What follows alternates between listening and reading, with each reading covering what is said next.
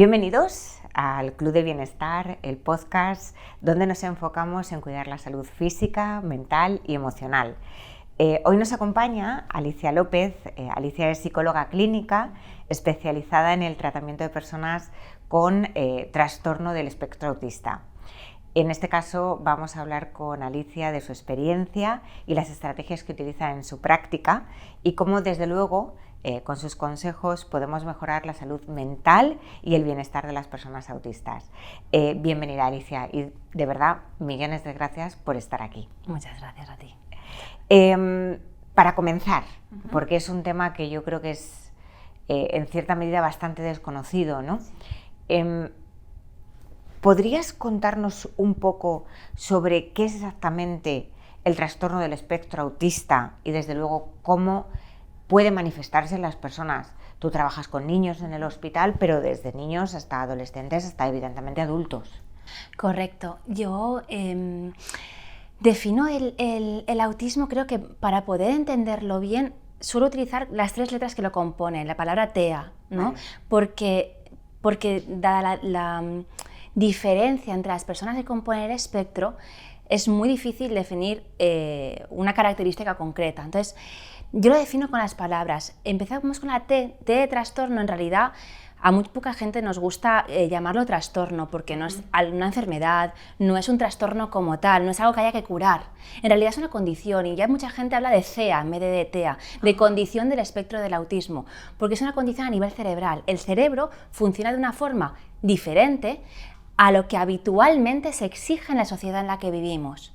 Es una condición en la que a nivel cerebral las conexiones internas, a nivel de materia es idéntico. Si tú haces una imagen cerebral, el cerebro es el mismo, no hay un daño, no hay nada a nivel de materia, pero a nivel interno las conexiones están conectadas de una forma diferente a lo que se llama el cerebro neurotípico, el cerebro habitual, entre comillas, por supuesto, porque a nivel de porcentajes de la sociedad estamos hablando de niveles más elevados ahora mismo de autismo. Hablábamos anteriormente de un 1% y hay investigaciones que hablan de un 20 y de un 30% de personas en el espectro, sí. La segunda sería el espectro como tal. El espectro del autismo es un paraguas que abarca multitud de conductas y rasgos humanos muchos de ellos, pero que en combinación provoca o hace que la persona no se sienta del todo cómoda o adaptada en el mundo o en el contexto en el que vive. Y normalmente los rasgos se pueden distribuir entre 2 áreas. Una es la comunicación social, esa parte de interactuar con el otro, de los turnos de conversación, de la reciprocidad, del interesarme por ti y que tú te intereses por mí, no solamente hablar de lo mío, de los dobles sentidos, las bromas, las ironías, la literalidad del lenguaje y de esta charla social, de este hablar por hablar, el hablar de la nada, que sería muy difícil en este caso.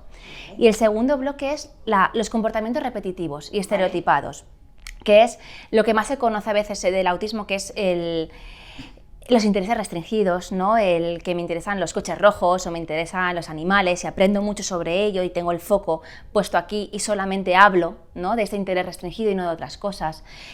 Aquí también entraría la parte sensorial, el perfil sensorial, que es algo muy complejo, pero que el umbral está en hiper o en hipo, entonces la respuesta conductual ante el estímulo sensorial es diferente. Le molestan mucho los ruidos, me tapo los oídos, me molestan las luces, intento que la luz sea más tenue, a nivel de texturas de alimentación. Bueno, es un mundo muy amplio el tema del perfil sensorial.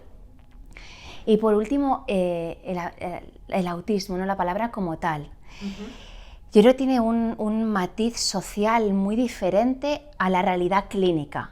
La palabra autismo en la sociedad se ha quedado a veces incluso estigmatizado, lamentablemente, pero se ha quedado en un perfil dentro del espectro muy restrictivo, de un niño normalmente, no niña, niño, pequeño, no verbal, que solamente hace que balancearse, ¿vale? Antero-posterior, lateralmente, alinear objetos. Sí, es verdad. Y no hablar. Es verdad, totalmente. Y eso puede entrar dentro del autismo, por supuesto que sí, pero sería un perfil del paraguas que antes hemos hablado. Y conductas tan incompatibles a veces como esta parte de no interés social, no hablo contigo, no sé cómo hablar contigo, más bien, más que el interés, o el contrario, la inadecuación social, el hablar, el acercarme mucho a ti, el no mantener los límites sociales, ambos están dentro del autismo, pero son dos perfiles diferentes. Bueno, es el desconocimiento, o sea, yo creo que es el desconocimiento, porque si tú me preguntas a mí, y yo por eso tenía muchas ganas de tener esta conversación contigo, para mí cada uno de las personas, de los profesionales que os sentáis ahí, sois una experiencia, con la experiencia que tenéis es una oportunidad de aprendizaje que no tiene ni precio, entonces es un privilegio. Y si tú me preguntas a mí en mi cabeza qué cliché tenía, lo acabas de describir. Sí. Me imagino que no seré la única. Por Entonces, supuesto. cuando de repente hablas, ¿no?, de un abanico que es amplísimo, es wow, lo que me queda por aprender y sobre todo por lo que te pueda tocar a ti. Claro. Y la información que tienes. Lo hablábamos antes de empezar ya, ¿no?, en la grabación, ¿no? Y decíamos qué importancia tienen las familias, ¿no?, en apoyar, ¿no?, la evolución, en este caso de los niños, para que, bueno, pues desde luego tengan una mejor calidad de vida. Pero levantamos la mano las familias y pedimos ayuda a los psicólogos, o sea, es decir, ¿qué papel tenéis los psicólogos ayudando a la propia persona y ayudando a las familias? Yo creo que los psicólogos podemos tener un papel fundamental, pero si hablamos de niños y niñas, de pequeños, el trabajo es multidisciplinar. Los psicólogos ayudamos, pues, por supuesto, sobre todo en áreas de interacción social, de habilidades sociales y de regulación emocional, pero el trabajo al final es una condición que abarca todas las áreas de la vida, por tanto no nos podemos centrar únicamente en un área, que serían las habilidades sociales, que sería el trabajo del psicólogo, de las funciones ejecutivas. Hay profesionales que es muy necesario que trabajen con niños y niñas con autismo, como es el logopeda, para trabajar la parte de la pragmática del lenguaje. ¿Cuándo utilizo el lenguaje? ¿En qué contexto? ¿Y cómo lo utilizo? Y esta parte de turnos y reciprocidad que hemos dicho antes. Y figura fundamental el terapeuta ocupacional.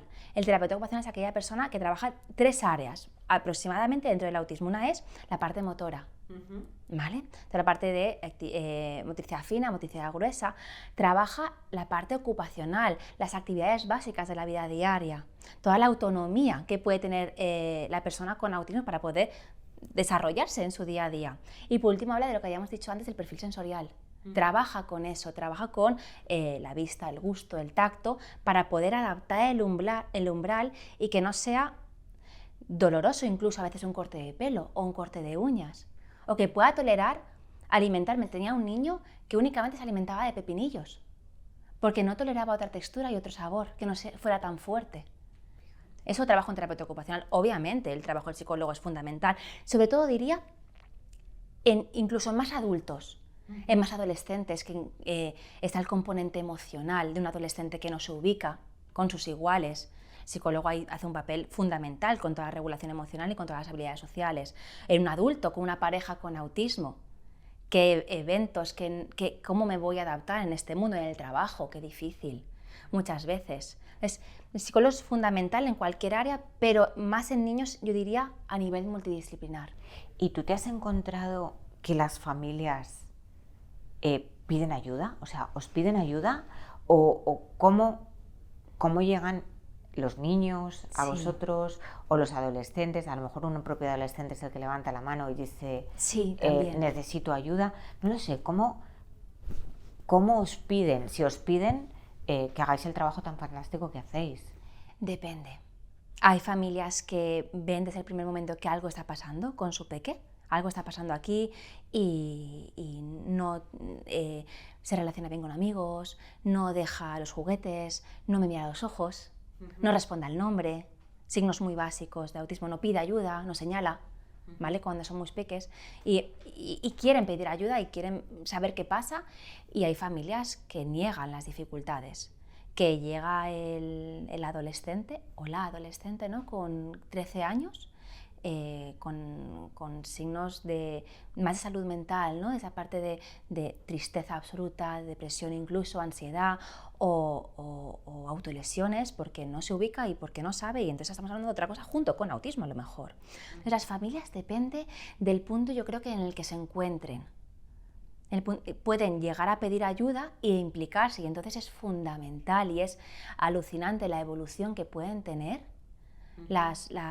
los peques, en este caso, Pero en cambio, si no se involucra a la familia, la intervención, multidisciplinar o no, del terapeuta, se queda muy corta.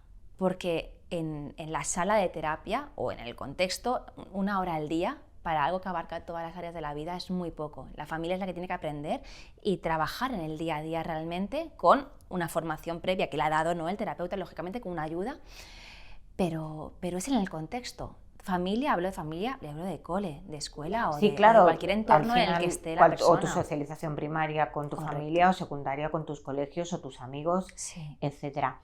Es verdad, bueno, no voy a empezar la frase con una afirmación, es verdad. ¿En tu opinión crees que tenemos poca información? Sin lugar a duda. Sin lugar a duda.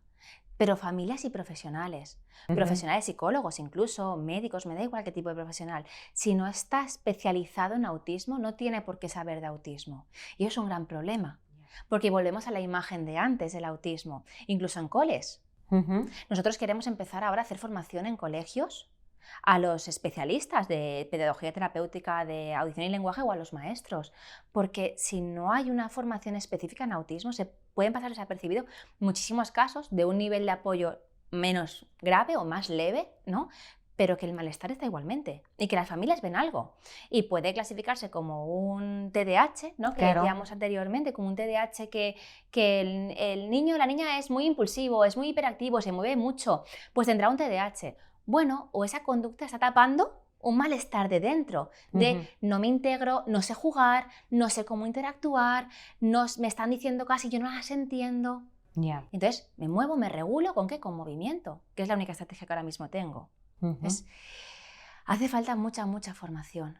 Y por consecuente, lógicamente, hay muchísima información en la sociedad en general. No, yo tengo esa sensación, o sea, Sí.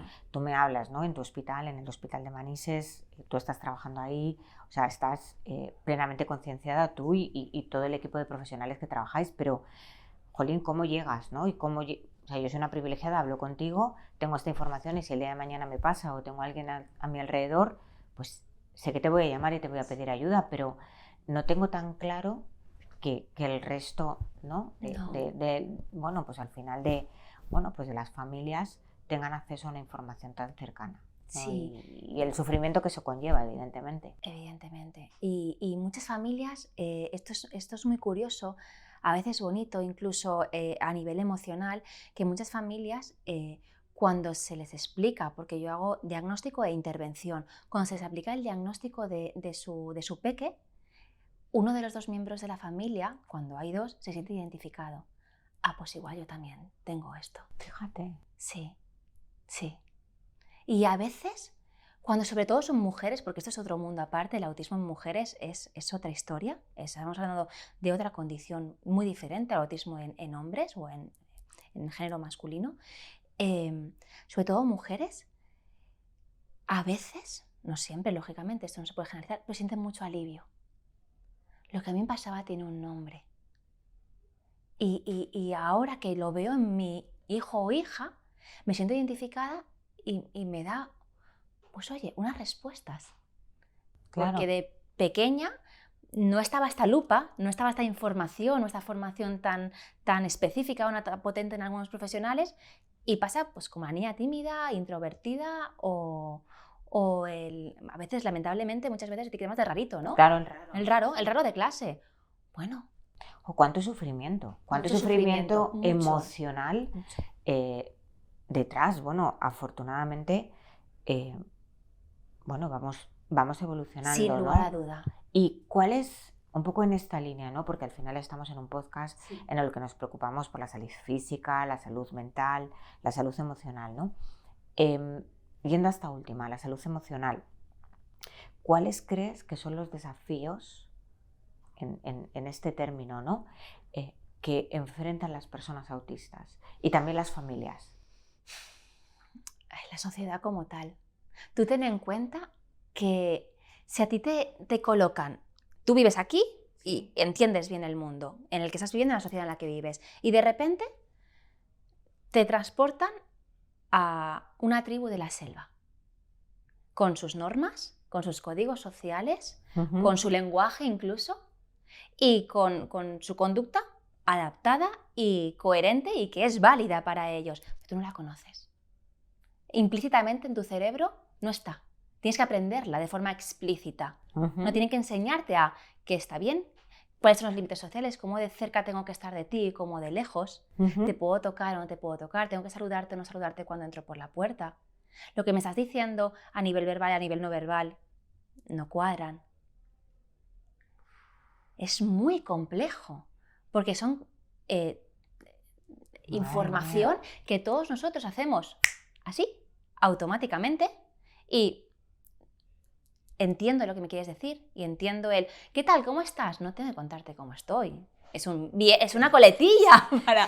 Solo con decir bien, gracias, Bien, pero claro, está. Pero no lo entiendo así. Claro. O a ver cuándo nos vemos. Vale, ¿cuándo? Ya. No, es una forma de hablar, ¿no? Son retos continuos en el que provoca un desgaste emocional, lógicamente, a la persona y a la familia como tal, porque hay muchos padres y madres que tienen que explicar en el parque que no, es que mi hijo te ha quitado el juguete porque es que no entiende que hay que pedirlo, por ejemplo, o en el cole, ¿no? Es que se burlan de él o le dicen X porque este niño en esta niña solamente quiere hablar de dinosaurios y no de otras cosas. Entonces, los desafíos es en la sociedad en la que vive, en el día a día. Y por lo menos es para pararte a pensar porque formamos parte de esa sociedad y estamos contribuyendo a que eso sea así, pero... sin darnos cuenta muchas veces. Sí, claro, o sea, sí, o sea, que no son en mis palabras totalmente. otra reflexión.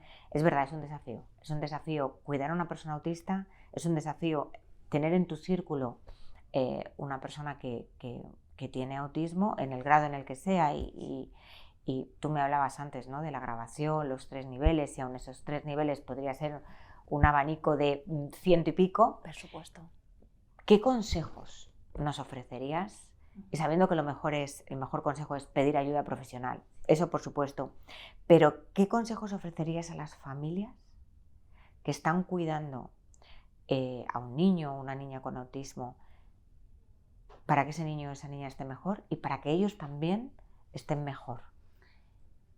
Cojo la segunda parte de la pregunta y luego voy a la primera. Para que ellos también estén mejor, recomendaría lo que recomendaría a cualquier persona, que es cuidadora. Tú no puedes ser cuidadora de alguien si tú no te cuidas.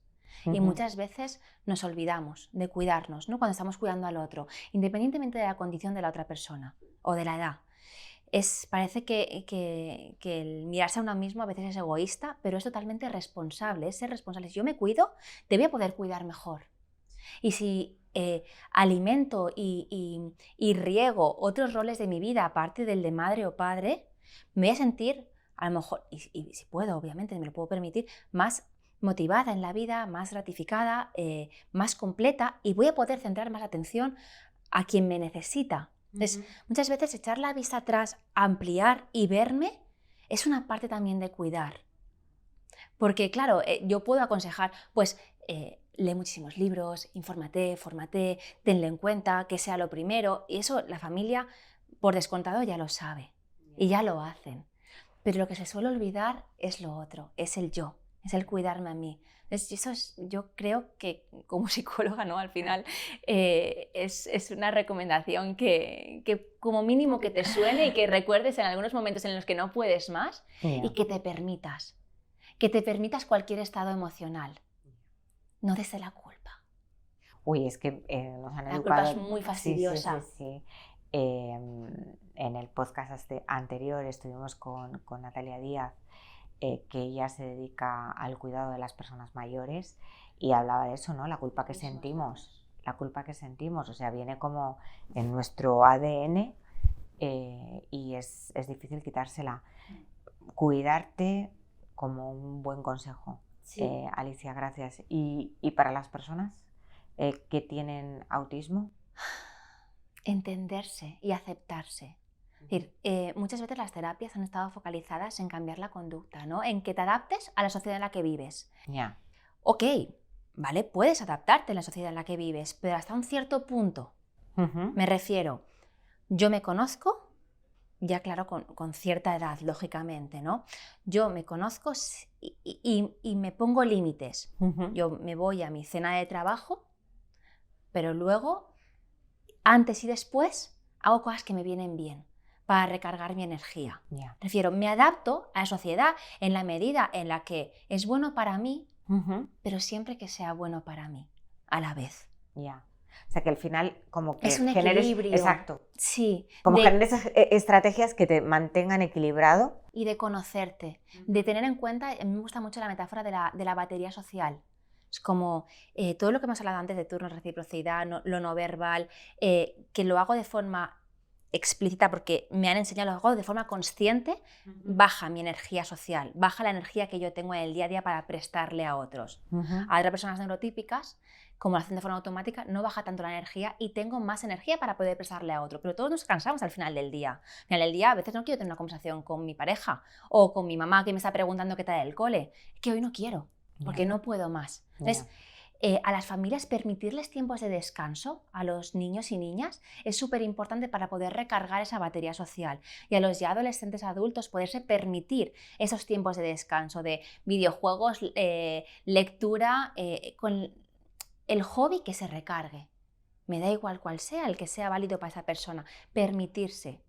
A los adultos que ya tienen conocimiento y a las familias permitirles. Ya es que llega a casa del cole y se pone a jugar a los videojuegos, se pone a ver la tele. Ya, pero fíjate que ha estado 8 horas en un entorno social del que no controla nada y del que la cantidad de estímulos es posible que le apabullen mucho. Pues a lo mejor, de forma limitada, 30 minutos no está mal. Y luego hablo con él o con ella. Y luego le pregunto qué tal el día. Y luego hacemos los deberes. Pero le recargo, igual que yo, cuando tengo un día difícil en el trabajo, me voy al gimnasio, por ejemplo, y descargo. Y luego ya estoy mejor. Lo mismo. Lo mismo, pero entender que lo que agota es la energía social. Bueno, desde luego, buen consejo, yo te iba a preguntar, ¿no? Y la siguiente pregunta es, o sea, que has dado una parte de respuesta ya con esto, era para las personas que están escuchando, ¿no? Y que tienen familiares o que tienen amigos con autismo, ¿cuáles podrían ser algunas de las prácticas simples, ¿no? Que pueden implementarse pues, en la vida diaria, ¿no? Para mejorar la calidad de vida y desde luego el bienestar, ¿no? De estas personas con autismo? La primera es respetar los espacios y tener en cuenta... Respetar y comprender. Sí, esa parte de que la energía social les consume, ¿no? ¿Alguna recomendación más? Es difícil una recomendación general porque depende mucho del perfil del peque, en este caso si hablamos de niños y niñas, y del nivel, pero podemos ir a lo que es el funcionamiento cerebral como tal. Entonces ahí sí que valen las recomendaciones generales, porque al final es mi cerebro, ¿no?, del que estamos hablando. Y hay dos partes que tienen muy bien acentuadas las personas en el espectro, que es la capacidad visual, es una. Son cerebros mucho más visuales que verbales. Por tanto, todo lo que yo le quiera enseñar a esa persona que aprenda, si se lo hago a nivel visual, le va a ayudar muchísimo. Están los pictos, que se habla mucho de los pictos. Los pictos suelen ser imágenes de tu día a día para generar rutinas. Pues te levantas, una foto de la cama, del cepillo de dientes, del desayuno y del cole. Anticipo lo que va a suceder en tu día a corto plazo o a medio plazo o en el día entero, depende de la capacidad del peque, pero a nivel visual, y te lo explico a nivel visual. Y vamos quitando pictos de esto ya está hecho, en vez de explicártelo a nivel verbal que me saturo más. Vale. También pueden ser historias sociales, se llaman. Cuando yo no entiendo algo que ha pasado, una discusión con un amigo o con una amiga, lo puedo explicar a nivel de historias sociales. Eso por internet hay muchas formaciones gratuitas y libros incluso que hablan de historias sociales, que es explicar dibujando, no hace falta ser artista, dibujando como un cómic lo que ha sucedido, mientras que se lo explico, pero ya estoy dando un apoyo visual. Entonces todo lo que pueda ir hacia ahí, adolescentes que aprenden, pues si tengo que aprenderme la Primera Guerra Mundial, si me pongo un vídeo, lo voy a aprender mucho mejor que si me leo un texto. Entonces, fomentar la capacidad visual más que verbal, y luego también es un cerebro que procesa la información de forma secuencial, no de forma simultánea. Tiene más facilidad de forma secuencial. ¿Qué significa esto? Que la información que yo le quiere dar, le dé paso a paso. No se la dé todo de golpe. Porque le voy a ayudar a a procesar mejor la información. Se la dé paso a paso. Eso yo creo que, así como a nivel general, puede ser de ayuda a mejorar la calidad de vida en el día a día, porque al final las rutinas son del día a día. Si yo, mi peque es más autónomo y las puedo hacer mejor y me libero esa carga, pues va a dar más calidad, ¿no? O si mi peque no explota una rabieta porque llega a entender qué ha pasado en esa situación, pues va a mejorar mi calidad de vida y la suya, por supuesto. Podría irme a esas dos generalidades. Alicia, vamos a ir, estaría eterno sí, hablando contigo de este tema, pero por ir terminando, ¿alguna reflexión final, alguna conclusión que tú digas, oye, María José, por responsabilidad, ¿no? Con mi rol, con mi experiencia, con mi trayectoria y al final tu día a día, hay algo que me gustaría transmitirte y es esto? Entonces, ese broche de cierre final. Sí, me gustaría transmitir que la información es una parte de control. O sea, tenemos un acceso a la información en el mundo en el que vivimos buenísimo y magnífico, y toda la información que tú puedas adquirir de las diferentes neurodivergencias en general, si me dedico a ello o si tengo personas cerca, me va a dar una parte de control de entender la conducta y entender a nivel general lo que está sucediendo a mi alrededor, y eso se va a transmitir en mayor bienestar emocional, físico en muchas ocasiones, con esta parte de dolores o de malestar o de cansancio, ¿no? Entonces, aprovechémonos del mundo en el que vivimos, de acceso a la información para poder formarnos, y así seguro que vamos a comprender, respetar y adaptar el mundo a las diferentes condiciones, porque hay muchísimas, a las diferentes condiciones de las personas que forman parte de él. Muchísimas gracias, Alicia, de verdad. O sea, es un gusto escucharte. O sea, de verdad, o sea, es que transmites pasión en lo que me vas contando. Gracias por compartir tu conocimiento, gracias por compartir tu experiencia. Es tu práctica diaria, o sea, esto no... por supuesto que están los libros, pero es un lujo escucharlo de primera mano, de verdad. Yo creo que esto es invaluable. O sea, cada una de las personas que os sentáis ahí, que, bueno, pues que compartís un poquito, ¿no? de todo lo que vivís en el día a día con los que estamos en este lado y que os estamos escuchando, de verdad que, bueno, es un privilegio. Yo creo que las personas que tienen cerca a una persona con autismo en su círculo, en su familia, en su amistad, que lo hayan escuchado, estoy seguro que le ha sido hiper útil, valioso y desde luego probablemente haya aclarado algunas inquietudes que tenga y le habrá dado algunas pautas que sean básicas, así que de verdad muchas gracias, es porque espero que esta conversación inspire a muchas familias y a otros tantos profesionales. Gracias. Yo te quiero agradecer a ti y a la Fundación AMIR por poder darme este espacio y poder dar voz a esta condición que cada vez es más relevante, ¿no?, en la sociedad y que es muy necesario que todos convivamos, ¿no?, de una forma que aporte el mayor bienestar posible. Así que de verdad, gracias.